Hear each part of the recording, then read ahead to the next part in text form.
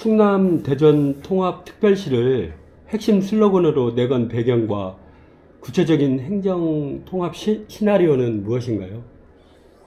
예, 먼저 대전 충남 대전이 통합은 지금 야당이 법안을 제출했고 야당 시장 도지사가 상당히 절차를 진행했습니다.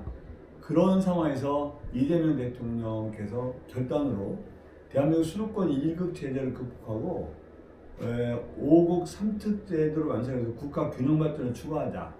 지속 가능한 국가 경쟁력을 우리가 유지하자. 그런 차에서 말하는 게 행정 통합인데, 이런 행정 통합은 우리 국가 균형 발전, 대한민국 경쟁력 강화를 위해서 아주 필수 부각이란 선택이라 필수 생존 전략이라고 있습니다. 따라서 아까 말씀드린 대로 야당 그 도지사 시장, 대전시장과 충남도지사가 주도했고, 이런 야당 국회의원들 44분이 법안을 제출한 상태에서 뭐 공청회도 거쳤고 또 여기다가 시도의 의결까지 거친 상황입니다. 이런 상황에서 이재명 대통령의 결단으로 행정통합이 이루어지게 됐고, 지금 민주당 법안이 제출된 상태이기 때문에 가장 선결과되는 2월 국회에 이 행정통합 법안이 통과된 겁니다. 말씀드린 행정통합이야말로 우리 대한민국 국가균형발전, 수도권 1급 체제를 극복해서 대한민국 지속가능한 성장을 담보하는 정말 생존 전략이라고 할 수 있기 때문에 우리가 선거에서나 우리가 실적으로 당면한 최고의 과제라고 할 수가 있죠. 이재명 정부와의 연대 및 통합 특별시 완성에 대한 구체적인 로드맵은 네, 뭐 이재명 대통령의 연대가라고 그러는 이재명 대통령과 함께하는 거고, 중앙정부와 우리 지방정부 사이에 뭐 연대라고 그러는 뭐 연대를 넘어서 하나 이체화된 건데, 지방정부 특성을 살린다는 게 특성을 살려서 결국에 중앙정부가 연계되고 위해서 대한민국 경쟁력을 강화하자는 거죠. 우리가 가장 시급한 것은 아까 말씀드린 2월달에 법안이 통과되는 거고요. 또 지난번에 이재명 대통령이 김민석 총리를 통해서 통합 시에 대해 1년간 5조, 최대한 4년간 20조 원을 지원한다는 겁니다. 이런 그 20조 지원을 통해서 대전과 충남과 대전에 10년, 20년, 30년, 50년의 미래 먹거리, 성장 발전의 토대를 닦는 것이 굉장히 중요한 과제라고 생각을 합니다. 나아가서 이런 그 한시적 4년을 넘어서 항구적인 세제 개편을 통해서 통합시에 지원하는 법안이 반드시 필요하다. 한마디로 말씀하면 지금 국세와 지방세 비율이 75대 한 25 정도 되는데 이걸 7대 3, 궁극적으로 한 6대 4 정도로 조정해서 어떤 지방자치분권의 가장 핵심적으로 할 수 있는 재정 분권을 확보하자는 게 가장 중요한 골자고, 그런 바로 로드맵을 실천해 나갈 계획입니다. 뭐 하여튼 뭐 그 통합이 되는데 실제로는 법은 통합이고 우리가 통합시장을 선출하지만 여기에 여러 가지 교통이라든지 문화라든지 경제라든지 산업이라든지 이런 그 심리적 통합까지 여러 가지 과정이 굉장히 많은데, 이런 그 대전과 충남 대전 통합에 의해서 실질적으로 역할을 잘 해야 된다는 생각이 들죠. 6.3 지방선거에서 충청권의 판세를 어떻게 전망하며 핵심 승부처는 어디라고 보시는지요? 먼저 통합이 되면 충청권에서 이 대전과 충남이 한 선거구가 되겠고요. 강요를 볼 때. 그 다음에 세종이 있고 충북이 있는데, 그렇다면 역시 그 전국적인 주목도를 받을 만하고, 또 그렇게 보면 한 358만 정도가 아니겠습니까? 358만의 통합시의 선거가 가장 주목을 받을 것이고 가장 핵심적이 아닐까 생각이 듭니다. 역시 그냥 대전과 충남에 했을 때 그렇다고 우리가 호남처럼 어떤 민주당이 확실한 우위에 서 있는 지역은 아니라고 생각하거든요. 지난번에 충남 같은 경우는 이재명 대통령께서 한 4.4% 정도밖에 앞서지 못했습니다. 근데 이번에 이재명 대통령의 직무수행 평가, 여당인 점, 또 행정통합의 주도권, 이런 여러 가지 통해서 반드시 통합시에 승리하는 것이 이재명 대통령의 국정 철학과 국정 방향과 함께하는 것이고, 또 대전과 충남 대전의 통합시의 발전을 위해서 토대를 낳는 길이라고 생각하기 때문에 반드시 승리해야 된다고 생각합니다. 다른 예비 후보들과 비교했을 때 양승조만의 강점과 차별화된 정책은 무엇인가요? 먼저 이제 대전과 충남이 후보자 경쟁을 해야 되잖아요. 근데 지금까지 충남 후보들까지 경쟁했지만 대전의 후보들까지 합해서 경쟁해야 되는데 나는 최고의 강점은 그래도 역시 4년간이 도지사 경험을 가졌다. 또 중앙정부에서 중앙 그 국회에서 사선이 국회의원과 보건처 3위원장까지 지냈다. 이게 최고의 강점이 아닌가 생각하고요. 또 이제 대전 후보자들에 비해서 우리가 충남 후보자인 제가 강점을 가는 것은 우리 충남, 대전도 종합행정이지만 충남은 정말 종합행정입니다. 농업행정이 있고 해양수산행정이 있죠. 해양수산행정과 어떤 농업행정을 경마하고 그거를 그 예산을 집행한 후보는 양승조 유일하다. 그러면서 그 적임자라고 생각합니다. 얼마 전에 저 봉화마을의 참배를 통해 밝힌 노무현의 꿈 완성은 어떤 의미일까요? 대한민국 국가 균형 발전을 위한 것은 사실 박정희 대통령이나 김대중 대통령도 특히 굉장히 애를 많이 쓰셨죠. 그렇지만 이거를 현실화시키고 과감한 결단을 내린 것은 노무현 대통령이라고 봅니다. 노무현 대통령이 신행정 수도 이 결단 문제, 이건 국가 균형 발전에 정말 중요한 과제거든요.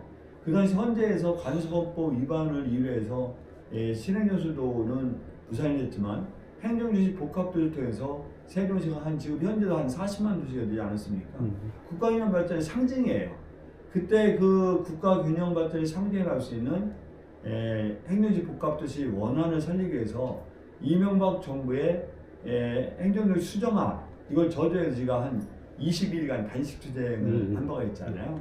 그때 한 12km 이상의 체력이 감전됐는데 이와 같이 노무현 대통령의 꿈 국가 균형 발전을 위한 해서 양승조가 직접 참여한 사람이에요. 직접 참여하고 추정을 했죠. 그래서 이재명 정부 상대로서 말씀드린 20일간 단식 투쟁을 했고 그 당시 그게 꼭 유일한 원인은 아니지만 그래서 행정지 복합도시 원안을 우리가 살린 거 아니겠습니까? 그 개념은 바로 세종시 현재 진행되는 거예요. 그러면서 양승조야말로 어떤 노무현 대통령의 비전, 꿈을 위해서 우리가 단식 투쟁에서 여러 가지 활동을 함께했다. 또 이재명 대통령의 결단에 의해서 우리가 5구 3스테이지를 구성하기 위해서 이런 통합시가 마련되는 거 아니겠습니까?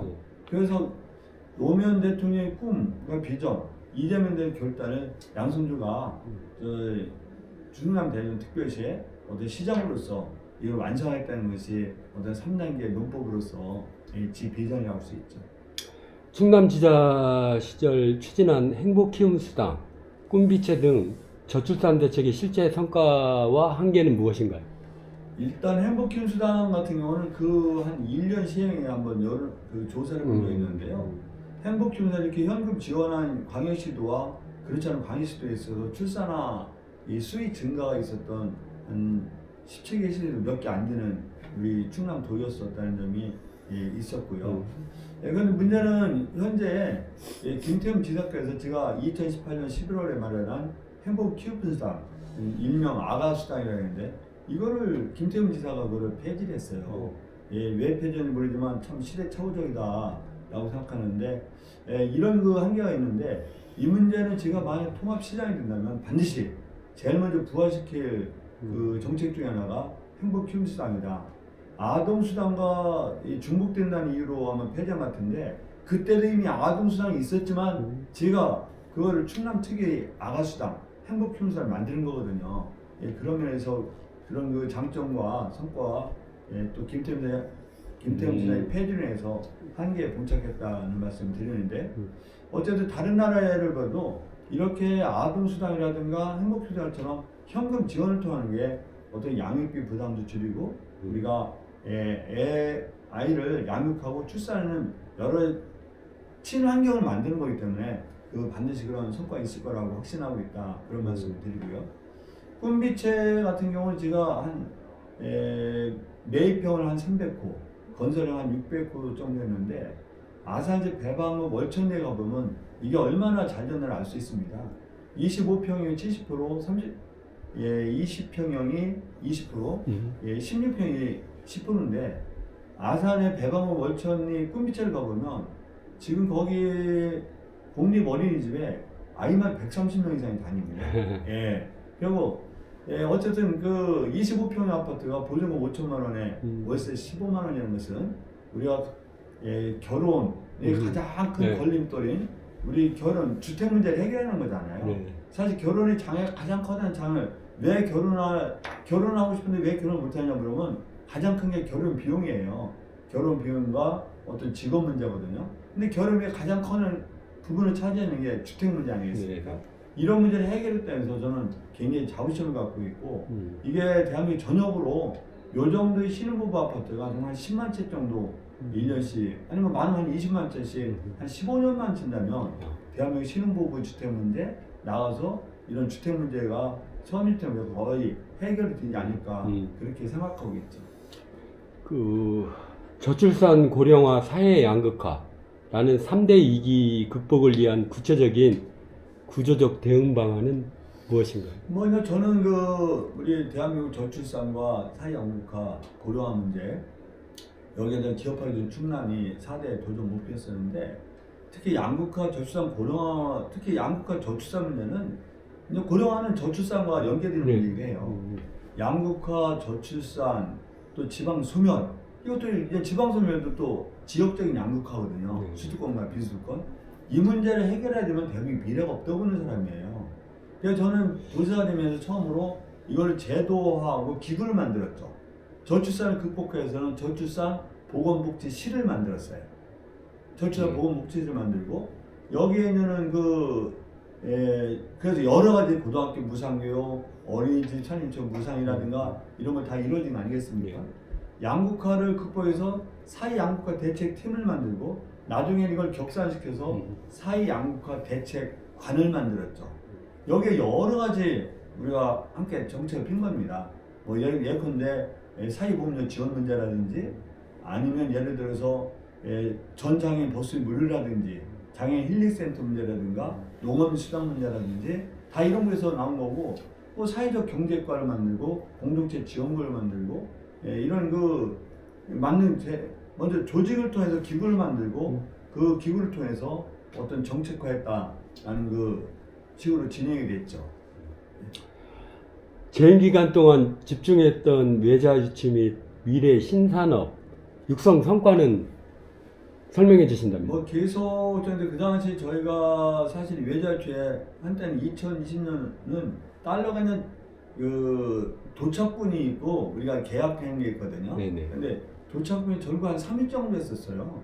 서울, 경기, 다음에 충남했었는데 그 당시 경기하고도 큰 차이가 안 나는 3절에서 대통령상도 우리가 수상을 받았는데 이같이 유자 주체라든가 아니면 그 내국의 기업 유치를 통해서 우리 대한민국의 충청남도가 나름의 지한 지표 3위를 유지하고 고용률이라든가 어떤 실업률 모든 지표에서 대한민국의 나름대로 최고에 가까운 그 지표를 보여놓은 것도 하나의 성과라고 보고 있죠. 더 행복한 충남, 대한민국의 중심을 위한 구체적인 인프라 구축 계획은? 뭐 저는 앞서 말씀드린 도정을 통해서 더 행복한 충남은 결국 사회 양극화를 해소해서 더불어 잘 사는 충남이 되어야 된다. 아이 키우기 좋은 충남을 통해서 저출산이 극복되어야 된다. 어르신이 행복한 충남을 통해서 우리가 고령화 문제가 해소돼야 된다. 또 이런 여러 가지 재정적 뒷받침에 의해서는 기업하기 좋은 충남을 통해서 우리가 재정 뒷받침이 된다. 이런 4대 목표를 통해서 더 행복한 충남, 대한민국 중심을 만들자는 거 아니겠습니까? 여기는 새롭게 성장하는 충남이 되어야 되고 정말 여유롭고 풍요로운 충남이 되어야 되고 고르게 발전하는 충남이 되어야 되고 지속가능 쾌적한 충남이 되어야 되는 걸 통해서 우리가 충남이야말로 정말 대한민국 중심적인 역할하고 충남의 이 역할과 충남 정책에 대한민국 정책이 되고 대한민국 모델이 됐으면 좋겠다는 게 제 생각인데 지금 민선 7기에 정책을 바탕으로 해서 더 승화시키고 발전시키겠다는 게 제 생각입니다. 그 사선 의원 시절에 온화한 선비 이미지에서 도지사 시절 독해졌다는 평가가 나오는데 그 배경은? 뭐 온화한 선비들은 원래 이제 사람을 대하는 존중하고 예의를 대하는 그 기본적인 태도가 되어야 된다고 생각하기 때문에 그런 평이 있었는지 모르지만 제가 그래도 말씀드린 대로 이명박 대통령에 대항해서 20일간 단식투쟁을 했잖아요. 또 박근혜 대통령 시절에는 제가 최고위 시절에 박근혜 대통령 전철 밟지 마라 아버님, 그런 그 아버지 독선 정치와 권위 전철 밟지 마라 해서 정말 무수한 고통을 당했는데 단 한 번도 굽히거나 사과한 적이 없단 말이죠. 그런 문제라든가 예를 들어서 그래서 지금 뭐 이 어떤 이 점수라고 아니면 온화하다는 표현이 있는데 그건 좋은 표현인데 그거 말고 싸울 땐 싸우고 강단 있게 강단한다 그런 말씀을 드리고요. 추가로 뭐 저희가 이제는 아마 정치인에서 저처럼 풀코스로 9번 뛴 사람은 많지 않죠. 그렇죠. 50번 이상 뛴 사람이거든요. 단식도 20일 동안 우리가 수고만 많은 정치인 많지 않습니다. 그러니 도의사 됐을 때는 실질적으로 화력발전소 어떤 조기 폐쇄 문제라든지 또 우리 이 혁신도시 지정 문제라든지 아니면 우리가 우한교민 받아들였을 때 아산 우한교민을 받아들인 결단이 있었잖아요. 그래서 우한교민을 받아들이고 거기서 실적으로 임시관사, 임시집무실 이렇게 해서 한 20일 정도 생활한 적이 있거든요. 이게 하나하나의 어떤 그 적시에 따른 결단과 이 강단이 있으니 아니면 하지 못하는 거고요. 여기 한 말씀 드리면 뭐 사실 그 고등학교 무상교육 무상급식 농어민수당 뭐 지역공동 근로복지금 사회보험료 지원 사립유치원 무상 뭐 75세 이상 버스 무료 18세 청년 버스 무료 이게 하나하나가요 아주 중요한 결단과 결기 강단이 없으면 가능하지 않습니다. 뭐 예를 들어 고등학교 무상교육 무상급식만 1,500억 원이 들어가는 그 정책이거든요. 농어민수당이 1,320억 원이 들어가는 거고요. 꿈비채 하나 600호 진행비도 한 1,300억의 도비가 들어가는 거란 말이죠. 그런 거를 결단과 어떤 그 강단이 있지 않으면 도저히 추진하기 어려운 거죠. 남이 한 정책을 따라 계시거나 처음 제도를 만들고 정책으로 실현시키는 것은 보통 결기와 강단이 있으면 안 되는 거고 그런 면에서는 우리가 강단 있게 할 때는 강단 있게 결기 있게는 결기 있게 다만 기본적으로 사람을 존중하고 인간을 존중하고 또 도민을 섬겨야 되는 마음 그건 언제나 변함없이 가져야 되는 게 제 생각이죠. 끝으로 저 출판 기념회를 통해서 그러니까 메시지를 주고 싶다면 어떤 메시지? 이 다 함께 잘 사는 세상 이게 모토일 것 같은데. 출판 기념회는 지난 도저히 성과를 바탕으로 해서 우리가 더 한번 도약하는 이 방향을 좀 제시해보자는데 가장 여러 가지가 있지만 저출산 고령화, 뭐 양극화, 지방소멸 이런 여러 가지 다뤘지만 가장 그 핵심에는 다 함께 잘 사는 세상. 우리 충남 도정의 목표는 더불어 잘 사는 세상이 아니겠습니까? 5국 3특 체제를 마련해서 지방이 성장한다. 그래도 결국 더불어 잘 살고 다 함께 잘 사는 세상이 돼야지. 5국 3특 체제를 통해서 5% 10% 정도의 사람만 잘 산다. 무슨 의미가 있겠어요? 그래서 결국은 이런 모든 국가 균형 발전이라든가 대한민국 성장과 발전에는 우리 대한민국 5,100만 국민이 지금 다 함께 잘 살고자 똑같이 살자는 게 아니에요. 5,100만 국민은 누구나 사람들과 살 수 있어보자. 섬에서 사시는 분이라든지 아니면 농업에 종사하는 농민이든지 어민이든지 또 건물 계단에 껌트 씌우고 청소하시는 분이든지 어느 분도 최소한 사람답게 인간다움을 존중감을 갖고 살 수 있는 삶을 만들어보자는 게 다 함께 잘 사는 세상이고 다 함께 잘 사는 세상이라는 게 오늘 출판 기념을 통해서 저는 이런 메시지를 전달을 했다. 다 함께 잘 사는 세상이 되지 않으면 대한민국 위기에 빠지는 겁니다. 여러 가지 혁명사를 말해주고 있거든요. 러시아 혁명, 중국 혁명, 어디가 그런 혁명이 일어난 것은 다 어떤 과제? 극심한 사회 양극화예요. 극심한 사회 양극화. 왕과 귀족과 성직자의 차이는 극심한 양극화. 10% 정도 사람이 배가 정말 그분들은 배가 불려서 터질 지경인데 막 7, 80% 되는 사람 배가 고파서 죽을 지경. 이런 양극화로 달려가서는 안 되거든요. 이건 우리 공동체의 분기예요. 이런 공동체의 분기 상황이 오기 전에 우리도 한번 다 함께 잘 사는 사람을 만들어보자. 똑같이 공산주의 이념은 똑같이 산다는 건 있지도 않고 있을 수도 없지만 우리가 그래도 사람이면 최소한 인간은 존엄성을 갖고 살 수 있는 사람을 만들자는 게 다 함께 잘 사는 세상이고 오늘 출판기념회에서 그런 메시지를 분명하게 전달하고 싶어서 아까 말씀드리잖아요. 행정통합 왜요? 행정 통합이라는 통합이라는 게 아니에요. 행정 통합에서 지방도 잘 살아보자. 지방 자체가 잘 사는 게 아니야. 지방에 속한 우리 주민도 잘 살아보자. 어? 서울에는 강남 주민 못지않게 우리 충남에는 홍성 구민도, 청양 구민도, 아니면 대도 구민도 한번 잘 살아보자. 사람답게 살아보자. 예? 애들 교육비 걱정 때문에 애들 교육시키는 나라가 돼서는 안 된다.